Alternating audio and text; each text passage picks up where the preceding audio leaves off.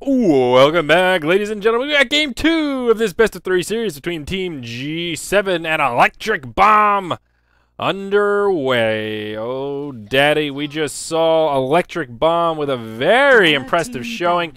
Monster was indeed living up to his name. He was a monster on that lifesteal. He was right-clicking like crazy, doing the deeps, doing the damage. Oh, boy. It was dirty. So here's game 2, just to reiterate where we are, and let's take a look here. And I had this open, and then I closed it, and this is the Mineski Pro Gaming League. This is the Myanmar best of 3 here, and we'll have Indonesia, Thailand, the rest of SEA, and then Malaysia coming up. Best of 3s following. This, of course, is Electric Bomb versus G7. The epic best of 3. The conclusion here, and it's now among us. G7 need a win to stay alive. Can they find it? That is the question upon all of our minds. What can they do, my friends? And how can they do it? They will first pick themselves Venomancer and Visage Bristleback, picked up by the old Electric Bomb there. And Timbersaw, the second pick for G7. Now, G7 will do something that I don't care for here. And that something is banning out the heroes that did well in the last game. And I'm not saying you should never do it, but it can be a scary precedent. You know, last game they got beat by Slark. Or they picked the Slark. Oh, interesting. Interesting. They're banning out the heroes that they were playing. Very fascinating. The Earthshaker in particular. Earthshaker's a fine hero. But that's not the reason that they lost. And Merlini talks about this a lot. It's one of those things where it's common for teams to sort of overreact to picks that were strong the game before. And that can be a little bit of a double-edged sword because you really need to... You got to stick to what you know. You don't want to pick what's trendy. You don't necessarily want to pick what the other team beat you with last time. G7 will grab the Timbersaw. They will also grab Venomancer. Veno was banned out in the last game, and Bristleback was actually first banned last game as well. So 2 very high priority heroes.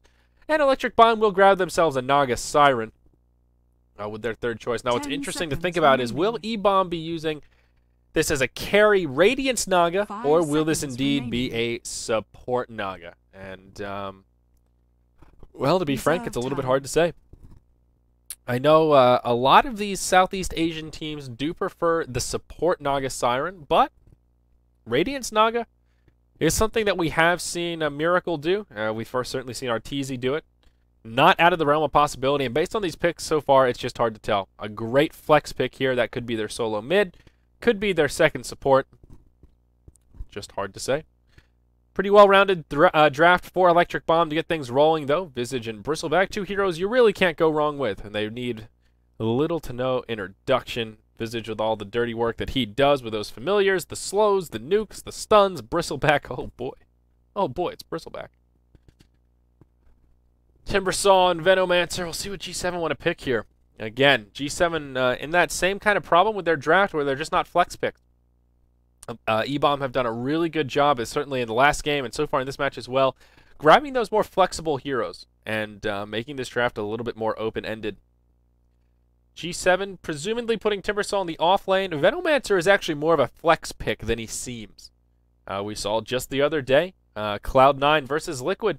Sing Sing going solo mid with the Venomancer, and boy did it work. I'm increasingly becoming a fan of the solo Venomancer, whether it's mid, whether it's off lane, or even if it's safe lane and you go aggressive try. Oh, God, that Venomancer's dirty. That poison, the Plague Wards are something else right now. They are ridiculous. Radiant team pick. Too ridiculous, if you ask me. Veno is just too good. He's fine in a support role, but he really can take that driving seat. So I guess it is sort of a flex pick here. Sand King will be their third choice. And there will be a Bone Fletcher grabbed for Electric Bomb. That is the Clinks. Still hard to say exactly how they want to lane this. Clink's a great hero here. Of course, isn't Orchid Carrier. Orchid works pretty well against Timbersaw. Really works well against all 3 of these heroes. And I think they're going to play this Clink similar to how they played that Lifestealer last game. Just let him soak up that free farm. Fast Midas. Bada boom, bada bing. Team ban. Weaver. Very interesting for G7. Let's take a look at this lineup. Not a bad game for Weaver. Weaver really thrives in environments where there aren't a lot of stuns. He does very well against slows. So the slow from Visage, the sticky nasal goo from the Bristleback. Yeah, that won't do too much against the Shikuchi of Weaver. Naga Siren does have that net, which will make that Scarab think twice a little bit as he's cruising around. But Clinks is an Orchid carrier. In the early phase, Clinks won't do much against Weaver. But Orchid is an item that does very, very well against Weaver. 10 seconds. And I worry a little bit here with this G7 draft because they don't have a lot of lockdown themselves. Right now, it's just Burrow Strike on that Sand King. That's the only stun that they have. Not that Electric Bomb have a lot of stuns of their own. But at least they have the Familiars. They've got the Ensnare. That's something. Burrow Strike is not the strongest stun right now. And it really forces Sand King to compromise his position to get it off. It kind of depends on how they want to run this Clinks and how well his farm is, but Weaver generally not a hero to go for Midas. Clinks can be if farm allows, if he's in a position to grab it. And I worry a little bit for G7. If Clinks goes for an early hand of Midas, kind of like we saw the Lifestealer do last game, Clinks will just overtake the likes of the Weaver. 10 seconds Weaver has fallen off a little bit over the past couple weeks, especially since 6.8. In my mind, I put him in a similar grouping to Morphling. Not quite as bad as Morphling, but suffers from a similar plight, which is you need items to come online. Weaver is not a hero that does a lot of damage by his lonesome. He's pretty much forced to go a defensive item first, a BKB, or a Linken's, usually the latter. And then he needs another core item after that, whether it's a Desolator, whether it's even a BKB after the Linken's, whether it's a Crystallis, something to do some damage. He still needs those two core items before he starts getting scary. Clinky Winky over there, on the other hand, he needs less items to be effective. Searing Arrows is huge. That makes up for the lack of items early on. That and Strafe, he can burst people down, and once he gets that fast Orchid, Clinks is online. So Clinks will come online way before the Weaver, and that's what I worry about here for G7. Now, Electric Bomb will go ahead and final pick their Storm Spirit, so it appears it will be a support Naga. And ooh, interesting. Timbersaw solo mid, methinks. As G7 grab Clockwork with their final pick. Most likely the offlaner. Timbersaw mid, and it looks like Leo was the mid player last game. So that makes a lot of sense.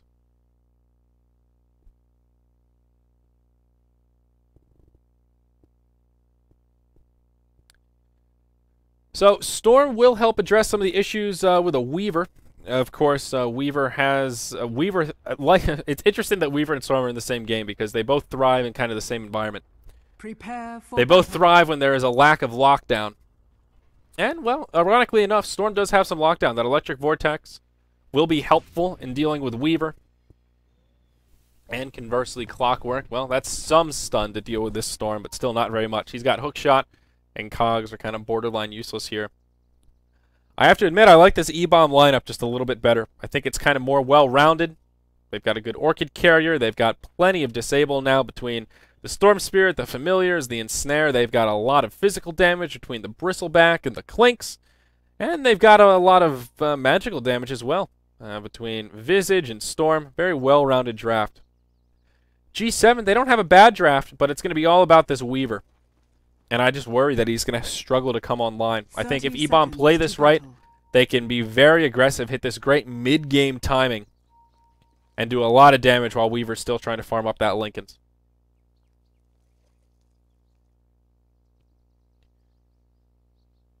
So this, let's take a look at the lineups here, see how the laning phase is going to go. It looks like EBomb will do a solo safe lane Clinks being played by Emerald. In the mid, it will be Angel playing on the solo Storm Spirit. And that means they will be doing a little bit of the aggressive tri-lane action here. Kim Tan playing on the support Naga Siren, Prince playing on the support Visage, and it will be a position 1 Clinks up in the top. They will pull a rotation. They were going to put Clinks solo down bottom, but instead they will rotate it. Bristle is going to wander his way down to the bottom solo safe lane. And they will aggro try. We see already, though, look at this. Naga and Visage, they want it. They are hungry for blood. They might find it. This Timbersaw. Leo did grab himself a double damager, and he thinks he's safe. Oh, no, and he went Whirling Death level 1. Leo in awful positioning. Out comes the ensnare. Easy first blood for EBomb. Oh, no.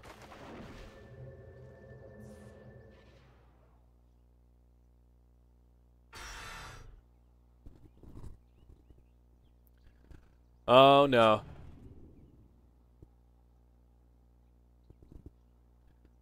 Well, kind of a disaster way to start.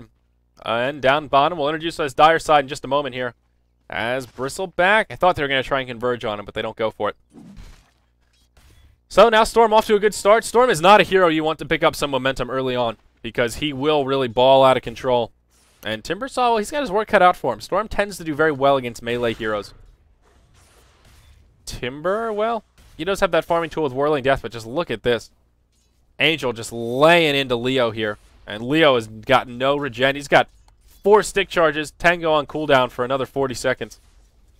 Oh, this is bad. Timbersaw, he is not in good shape. We'll see another rotation coming in from the Naga Visage. They want to continue to lay on the hurt, but uh-oh, at the same time, Angel will get pursued. In comes the Burrow Strike, Venomous Gale. He will pull the ensnare. Oh, no, the Electric Vortex into ensnare Kim Tan. Oh, no, Naga can't decide where he wants to go. Now Visage coming in. What is this? Oh, no, EBomb. No. Oh, no, not good. Not good at all. Sand King, though, he's out of mana. And they will turn that into a 2-for-0. Great timing on that rotation from the supports, and that will buy Timber some much-needed momentum. He's now going to be 8-4 against the 5-1 Storm Spirit. Now let's introduce this Dire roster. We have Team G7. They are down 0-1 in this best-of-3 series. J.E.T on the position 1 Weaver here in the off lane. Solo mid will be Leo playing on the Timbersaw. The supports that started in the bottom lane that have since started rotating about. Linger going to be on the Venomancer. Kayleigh on the Sand King. And they're now rotating up top to join Kenji, playing on the solo safe lane Clockwork. Looks like they want to put some pressure on this Clinks. Mr. Bone Fletcher here actually not doing too well against this Clockwork. Kenji 13-2 against the 8-1 Clinky Winky here.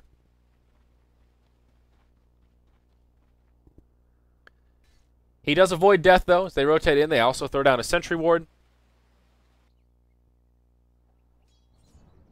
And Clinks will survive. So the tri-lane is now focusing on Bristle down here as Naga and Visage rotate down. Really, both teams rotating their supports quite a bit.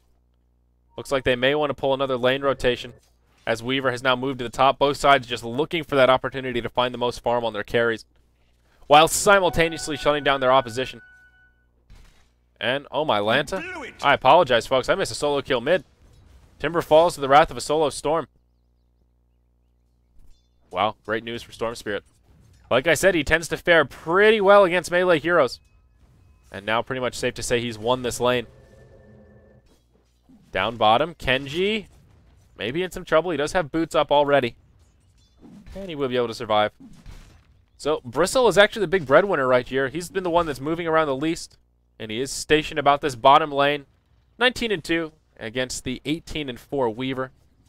Clinks is the one that's really getting held back.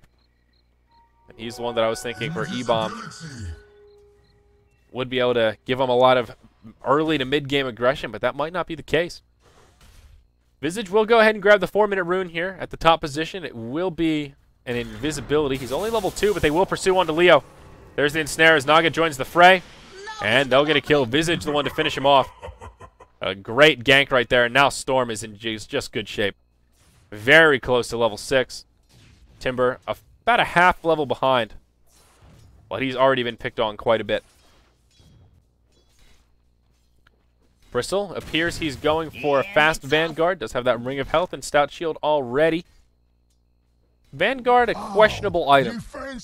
Always. Just always. Merlini was here, he'd probably be throwing up a little bit to hear me say that. Middle tower is under attack. But if you can get it fast enough on Bristle, it's pretty darn good. If you can get it like around that 7-8 minute mark, oh boy, you are just so tanky. It's one of those items, the earlier you get it, the more effective it is.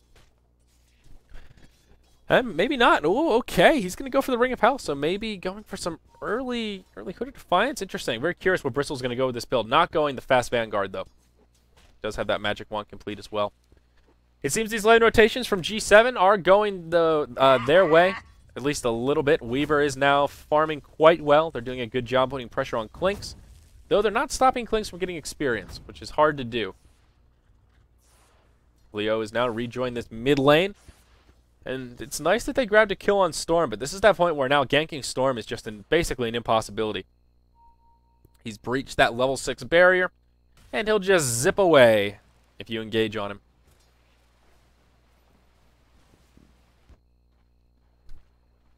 Relatively quiet early game here, though.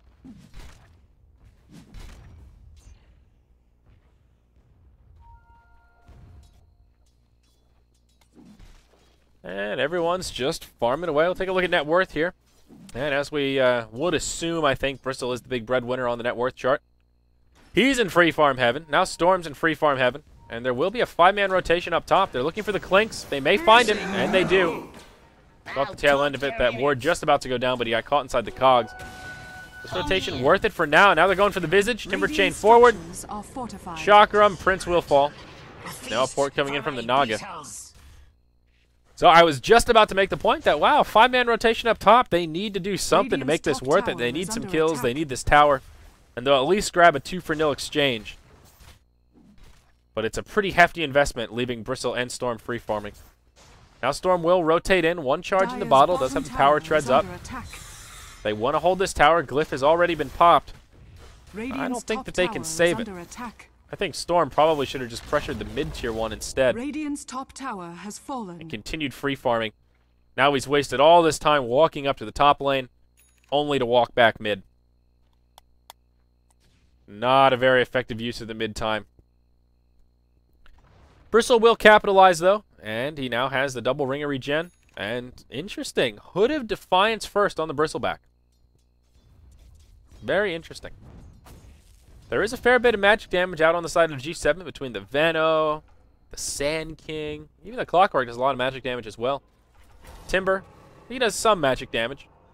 A lot of pure damage. Mostly pure damage. If you get hit by a Whirling Death not next to a tree, then you get some magic damage. But still an interesting item. We've seen this build before, and it's not too bad. It does give you a lot of regeneration. I guess Vanguard, wouldn't have been that great here either. Looks like he made fast pipe, which is very good against both Venomancer and Sand King. So it's not about the Hood of Defiance as much as just the Pipe of Insight.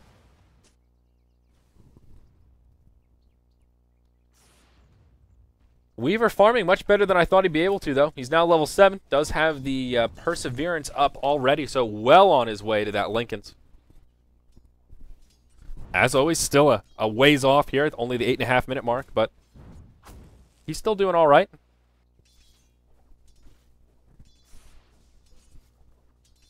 Doing better than that of the Clinks. Now basically just has a Ring of Aquila and his brown boots. Unless, what's on the courier? Nope. Just a clarity. Nothing too crazy. Go back to the CS here. Yeah, makes a lot of sense. Bristol, the leader of the charts here.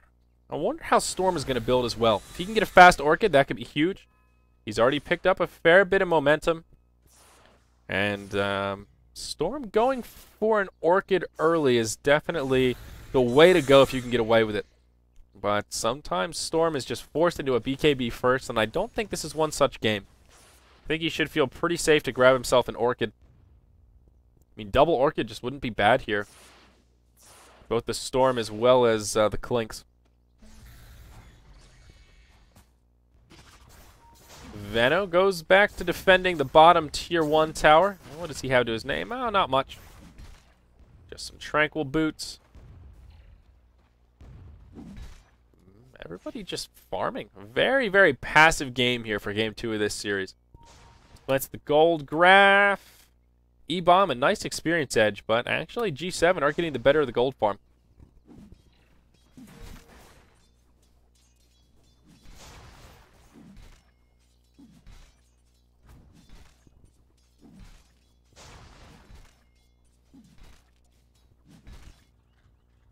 Timbersaw.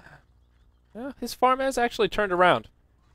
He was struggling quite a bit. They did a good job picking on him. But he's right up there with Storm, only trailing by about 400. Really not too shabby based on The fact that he died 3 times to get this lane started. Now has the arcane boots up. Wand and bottle. Storm close to that first Oblivion staff.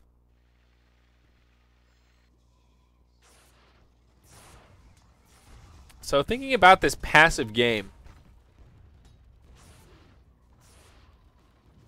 Who has the carry advantage? If this goes on late and both sides are just sitting back farming, it's hard to say, actually.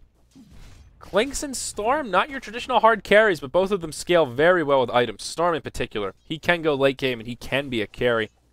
Weaver, the obvious hard carry here, but neither side really has that classic, you know, anti-mage. Once this goes past the 30 minutes, he's going to be out of control. You know, none of those kind of carries, so it's sort of a stalemate at this point. Uh-oh, Veno in some trouble. Bristle will dive it. Clockwork ports in, but Bristle will commit for the kill, and he finishes off the Veno. Could cost him his life, though. Now Leo's in. Hook shot to the face. Chakram inside the cogs. And, yep, nothing the Bristle could do. At least makes it a 1-for-1. I'm not so sure about that exchange, though. The solo leading farmer of EBomb in exchange for just a support of G7. Kind of a break even. If anything, a little bit advantageous for G7 right there, I think. Certainly not great for Bristle. He does have the pipe up, though. He was able to buy his items before he died, which is great news. And, oh, gosh. Visage going to get picked off by the solo Weaver. My apologies. Double damage rune now up on the Storm Spirit. A nice early pipe, though, for the Bristle. That will really come in handy once EBomb start fighting. And I'm going to say it even though I don't think it matters here. I think mech is really important. Clockwork will actually be working towards a mech. Interesting. I like it. I really like it. I think Clockwork with mech is great. Someone needs to pick it up, and he's a decent carrier. Probably a sign that G7 will want to get a little bit more aggressive here. And EBomb will actually press forward. They take out the Timber Illusion. Double damage rune is now off. And they want to pressure this tier 1 tower mid a little bit, but G7 are in a position to defend. Clockwork with a hook shot up. This is kind of that time where Clockwork shines a bit. Players here. And I think they need to be very careful about trying to push up here. Meanwhile, in the top lane, Clink's level 8 has the first Oblivion staff up. Weaver, now very close to Lincoln's, has the ultimate orb and another 700 in the bank, so very close to the recipe. Now, meanwhile, in the mid, EBomb will smoke up, 4-man smoke. And they're going to try for the wraparound here. They will rotate into the mid. And, oh, boy, Venomancer, wrong place at the wrong time. He'll get dropped before this fight even really starts. Pipe comes out. Ensnare, Vortex, hook shot in. Will catch a lot inside of the cogs. Timbersaw still falls, though. Naga Siren sings the song. Can they make the escape? Nope. Visage will fall. Naga taking some damage. Will poured out. The Scarab's really doing an effective job here. EBomb right now finding a good exchange, a 1-for-2, but it's not over yet. Storm will port out. And Bristle, he does have a port available. They actually use a dust on him. Incoming. And Bristle might survive. Wow. So Bristle will live to tell the tale. And he's got enough regen that he might not even need to port out.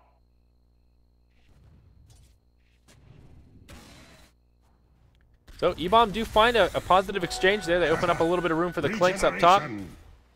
Now, about halfway to his second Oblivion staff. And there will be some ports into the bottom lane.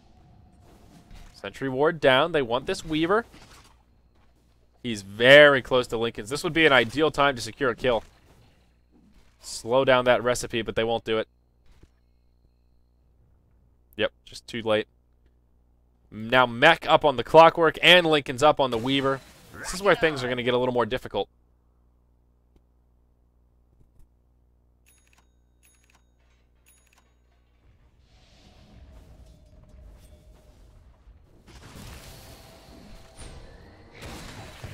Visage. Uh-oh. Visage will fall to start off this fight. Now Bristle. He's actually going to zone them out by himself. There's support nearby, but they will take that as a sign to retreat. Veno keeping it steady in the mid lane here, putting some pressure on the tier 1 tower. Sand King, well, he's just farming away in the jungle. His farm is actually not too bad. He's level 6, Radiant's very middle close to that tower Blink is under Dagger. attack. And Timbersaw, well, he's got a Void Stone. We'll be able to grab that Perseverance here in a moment. Radiant's Weaver middle presses tower forward. He is sees under a attack. Naga.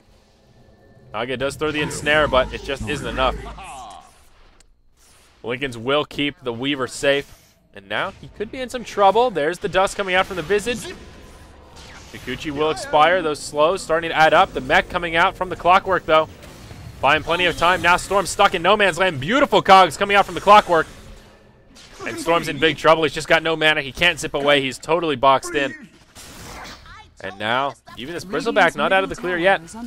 He does have that back turn. 4 points in the Bristleback ability. He'll be a rough target to bring down. Visage. Oh, hook shot off the mark. Probably would have been a kill if that had connected. Meanwhile, in the mid, Venomancer almost finishing off that tier 1 tower. Clinks will just rotate in and drop him like he's hot. Now looking for a tower deny, and Emerald will find it. Radiant's middle tower has been denied. That's an Orchid up on the Clinks now, but also a Blink Dagger up on the Sand King. Big items coming out all over the place. Now looking at the graph, G7. They've got a decent lead set up for themselves. About 2,000 gold. Somewhere about 1,200 experience or so. Weaver still the big breadwinner, number 1 on the net worth chart. The Blink Dagger on this Sand King is what's scary. Ironically, though, not so scary at level 7, as he doesn't have Epicenter. Oh, that's unfortunate. Not too often you see a Sand King get Blink before Epi. I don't really know that that extra point in Sandstorm is worth not getting your ultimate. It's pretty darn good on Sand King, even without Blink.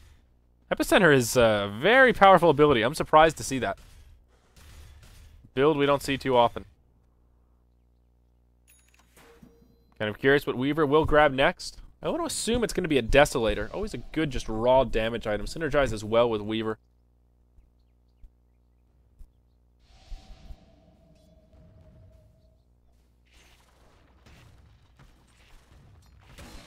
Boom, there it goes. Storm up on the high ground. He will not go for the Orchid.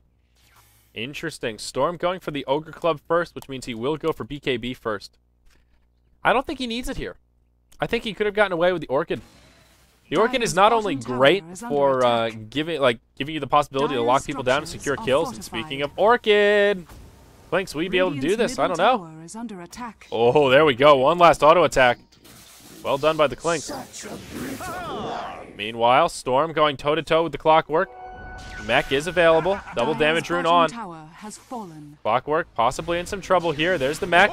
Zip forward. Say goodbye to your mana pool. Hook shot to the face. Storm needs to be a bit careful here. Weaver will dive the tower. They want it. And stick coming up in just a couple seconds here. Use it. Use your wand. Your wand. Your wand. Oh, no. Oh, no. That's unfortunate. That's a big dive. I don't know if the wand would have saved him, but it definitely would have helped. Meanwhile, though, that space creation, this bottom tier 2 tower taking some pretty heavy pressure, though there will be a port in from the Weaver. He wants to pursue. He will find himself a Visage. And Gorlick, yep, he'll fall. And uh-oh, Bristle, he's not out of the clear yet. Burrow Strike, not available, no interrupt. And he will port out to safety. But G7 still continuing on with the momentum. Now they'll be able to press forward. And I think they'll be able to finish off this tier 1 tower down bottom.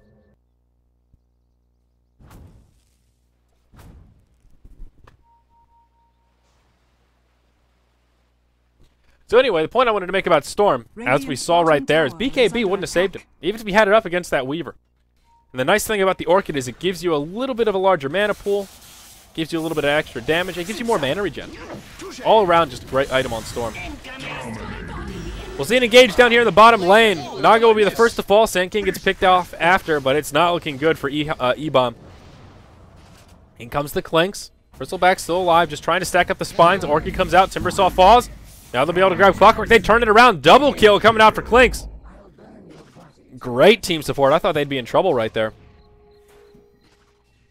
But the Weaver does survive. He does have that Mithril Hammer. So he is going to be working towards the Desolator. Smoke used for EBomb. They will press forward now. Maybe they can grab that tier 2 tower down bottom. And actually, they did keep their tier 1 alive. Very well done.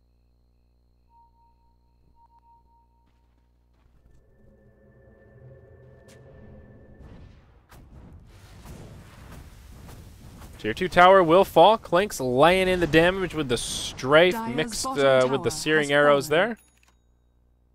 And now Clink's working towards a BKB. Blade Mail also up on the Bristleback. Interesting build from the Bristle. It's not too bad.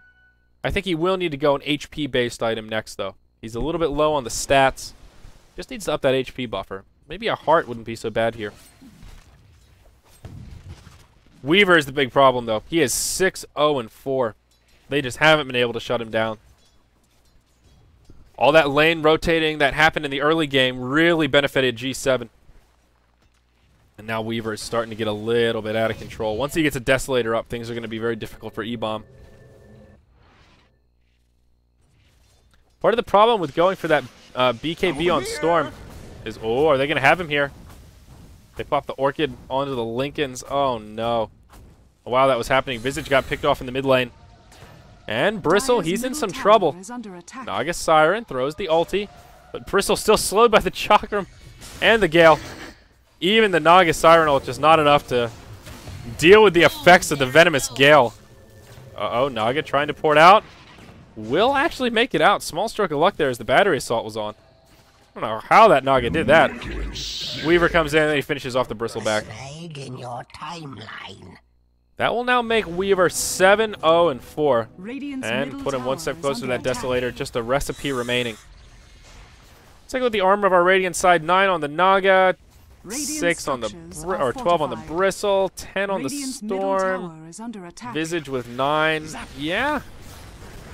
Orchid up. And can they do something to this Weaver? No, they can't. Where's the detection? You can't kill a Weaver without detection, my friends. You need it.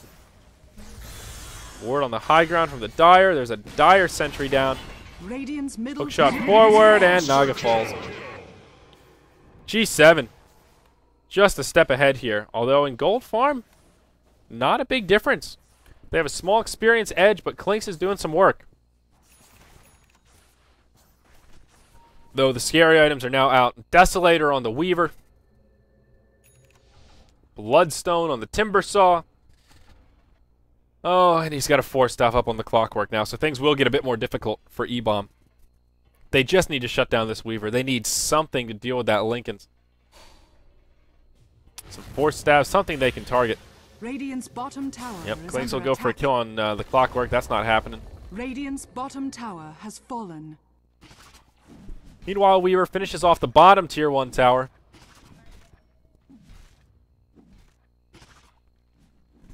And he's also close to level 16.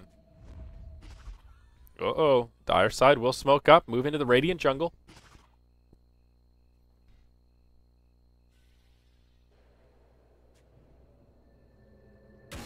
Do it with flair. And we'll see some initiation here as they rotate in. Big Poison Nova comes out. Dust gets blown.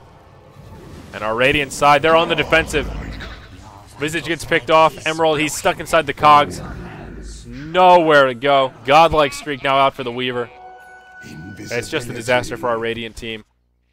Weaver pressing forward. He wants this Naga. And his Lincolns will get popped. I said they need something to deal with his Lincolns, but they've got a Bristle.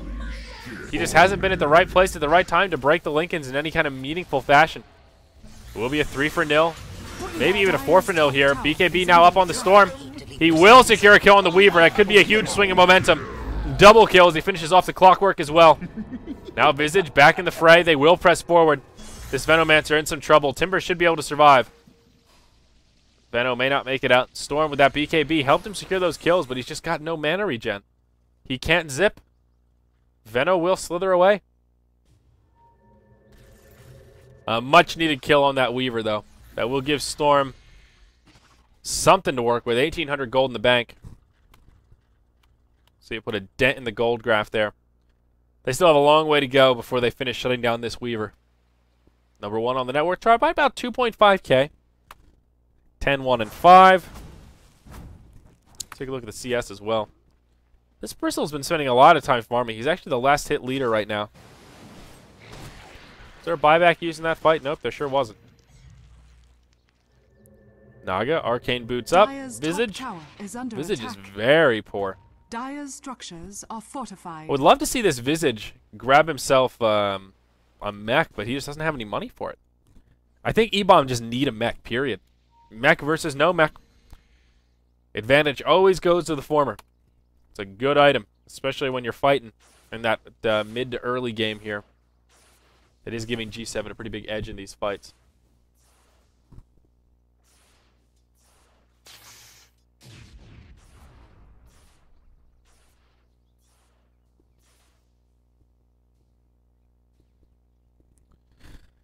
Well, usually I have more to say, folks. So I just don't have a lot to add to this game. It's rare that that's the case. Usually it's the opposite. How do we shut this asshole up? He's yakking on too much. But today, my friends, today, sort of an odd game here. Very passive. Not the most passive, but certainly not the most aggressive. Storm is now working towards an Orchid. Does have that Oblivion staff up following the BKB. I think the right choice, at least getting a little bit of mana regen. Just a necessity on the Storm Spirit.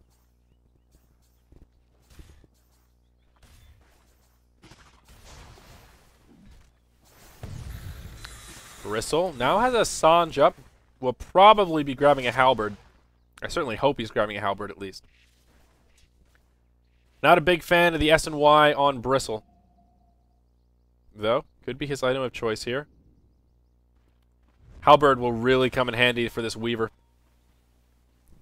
I think EBomb can shut this Weaver down as long as they utilize the Bristle to break the Lincolns. Meanwhile, up top, Clinks, Orchid on. Looking for a kill. He doesn't find it. Uh-oh, they burn to dust. Burrow strike on the mark. Epicenter on the way. Although Clinks is just too fast. It doesn't do much damage. Hook shot. They will secure the kill. Now Monster forced to retreat. He's all by his lonesome here.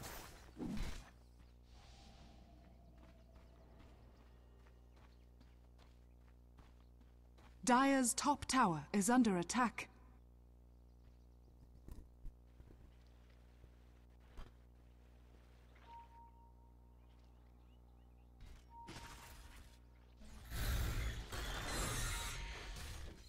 Timber now, he's had that Bloodstone up for a while. He did go Ghost Scepter next. Looking at other items here on the dire side. Oh, pardon me. Smacked my mic. Looks like we could have an engage breaking out. They see him in the Radiant Jungle. They want Kenshi. They'll find him. He's got a gem as well. A huge target to pick off right now. Storm will pop that BKB. Don't know if he needed it, but he will use it. Down goes the Clockwork. Gem is on the ground. Timber did not pick it up. So it did go the way of our Radiant side. I'm not sure who grabbed it. They're looking for a kill on the Timber. Weaver did finish off that top tier 2 tower, but Timber's in big trouble. They should have enough damage to finish him off. Naga, oh god, playing with fire right there. 9 hit points. Oh, will fall to the Plague Ward from Venomancer. The value ward right there. Radiant structures are fortified. Well done by the Veno. Dire's middle tower is under attack. He's stuck in the trees. Poor Sand King with a double damage rune on, no less. How unfortunate. What unfortunate timing.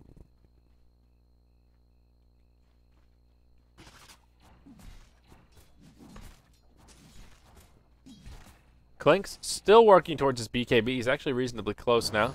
We're so close to his Halberd. They just need a coordinated team fight to deal with this Weaver.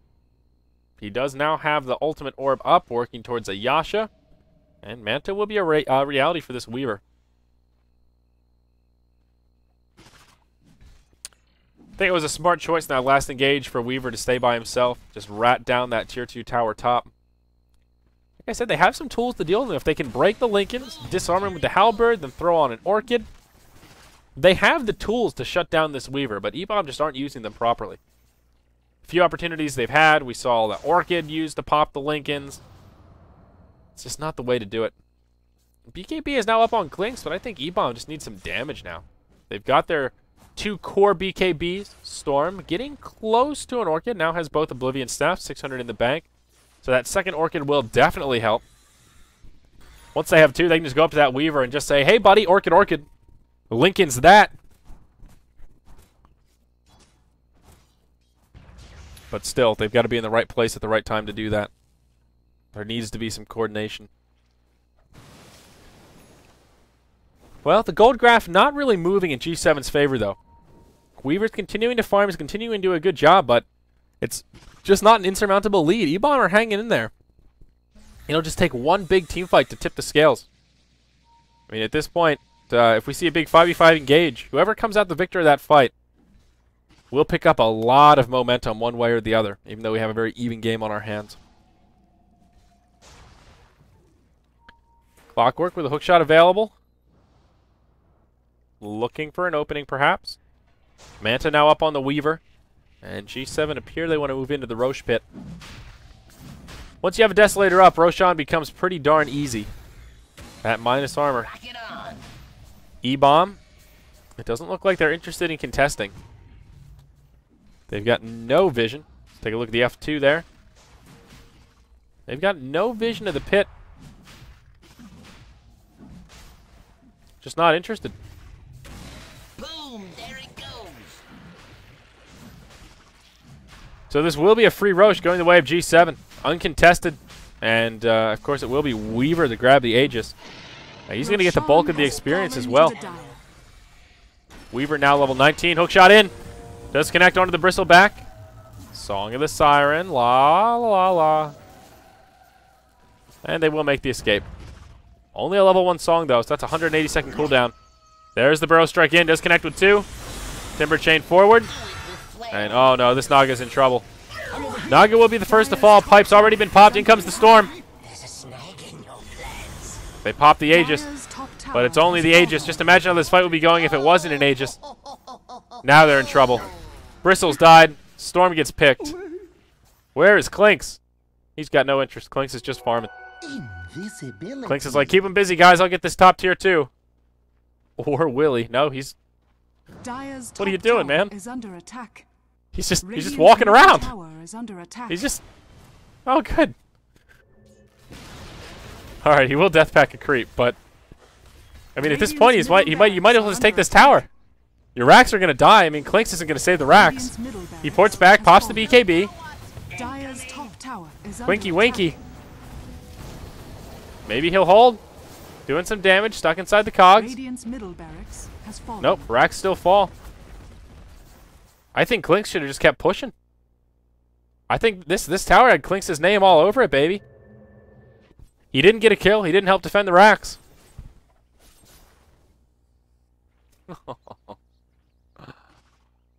Oh, boy. Seriously, though, just imagine how much different that fight would have been if they had contested Roche. If they had vision up, if they knew that the Weaver was in the Roche pit. They did a great job focusing down Weaver. They broke the Lincolns. They took him out. But unfortunately, he came back to life.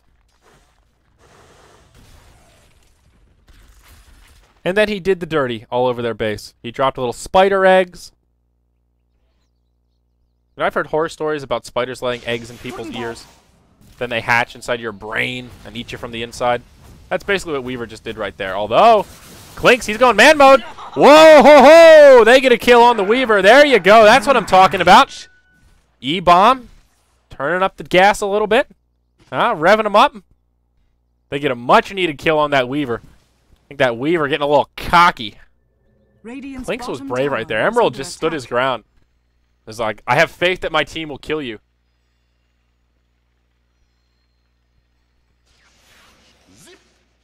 Well done, though. Very well done.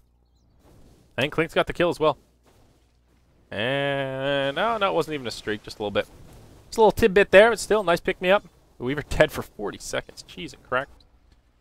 Weaver's got his Manta, another 2K sitting in the bankroll. And Clinky, okay, he's got a Yasha up.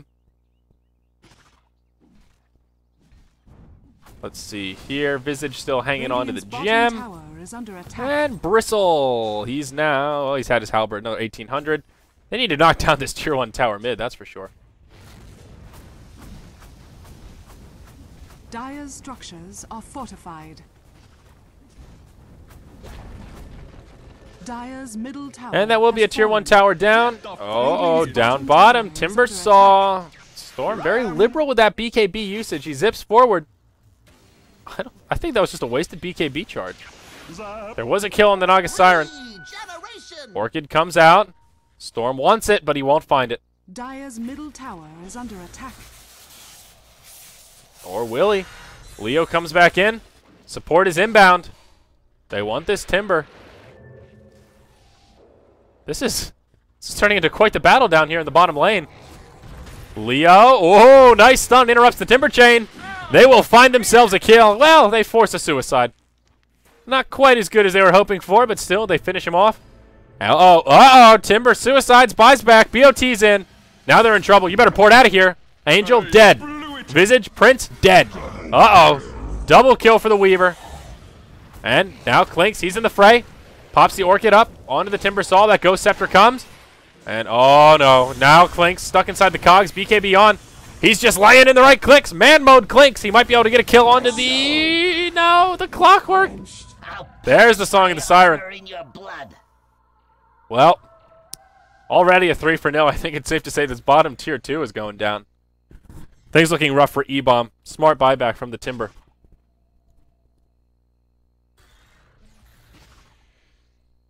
Radiant's bottom tower is under attack. Radiant's bottom tower has fallen.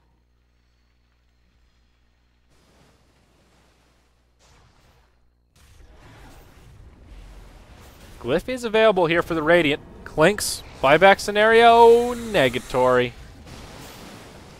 Tower taking some heavy pressure. Weaver will dive it. And laying in some right clicks. He doesn't go for the kill, though.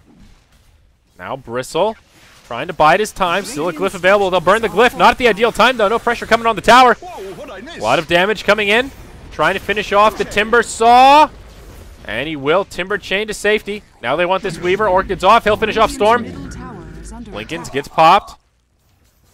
Weaver also has a Crystallis up now. It's not looking good. Tier 3 tower falls. Radiant's bottom tower. The racks has are fallen. exposed. No Glyph available. It's looking like we'll go to a game 3 here, folks.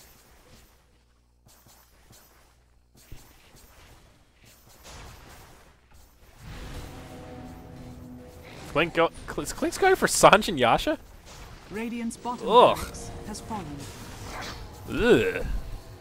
Looks like they will get demolished here. Nagasarn falls. Visage will be hard-pressed to survive. Or Weaver will just turn around and go for the Clinks instead. Weaver actually taking some damage here. Time-lapse back. Sorry, Clinks. Radiant's top tower is under attack. That will be a 5-0. That's a clean sweep. Zip them up. Radiant's bottom Well, barracks are under attack. Dare I say it. We're going to game 3, folks. There is GG. Well played. Radiant's it. bottom barracks has fallen. Radiant's middle tower is under attack. You had your warning. No! Dire victory.